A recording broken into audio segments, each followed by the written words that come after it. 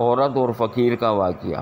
Baghdad کے بازار میں ایک حلوائی صبح اپنی دکان سجا رہا تھا کہ ایک فقیر اس کی دکان کے پاس سے گزرا۔ دکاندار نے کہا کہ بابا جی آؤ کچھ کھا پی لیں۔ فقیر بیٹھ کر تو حلوائی نے گرما گرم دودھ فقیر کو پیش کیا۔ فقیر نے دودھ پی کر اللہ کا شکر ادا کیا اور اس حلوائی کو کہا کہ بھائی تیرا شکریہ، اور یہ کہہ کر فقیر چل پڑا۔ بازار میں ایک فاحشہ عورت اپنے دوست کے ساتھ سیڑھیوں پر بیٹھ کر موسم کا لطف لے رہی تھی۔ ہلکی ہلکی بوندا باندی ہو رہی تھی جس کی وجہ سے بازار میں کیچڑ تھا۔ فقیر اپنی موج میں بازار سے گزر رہا تھا کہ فقیر کے چلنے سے ایک چینٹا اور فاحشہ عورت کے لباس پر گر گیا۔ جب یہ منظر فاحشہ عورت کے دوست نے دیکھا تو اسے بہت غصہ آیا۔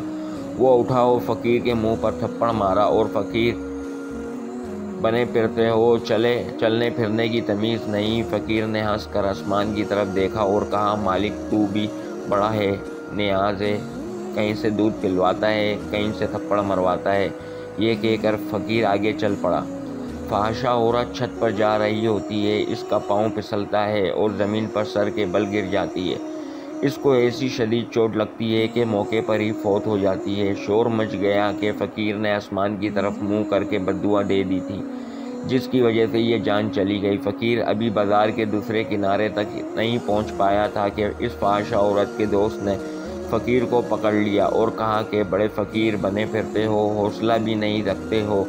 فقیر نے کہا کہ کیا ہوا؟ اس نے کہا کہ تم نے بددعا دی اور عورت کی جان چلی گئی۔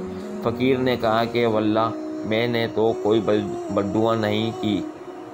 تو اس شخص نے کہا کہ نہیں، تیری ہی بددعا کیا دے رہا ہے؟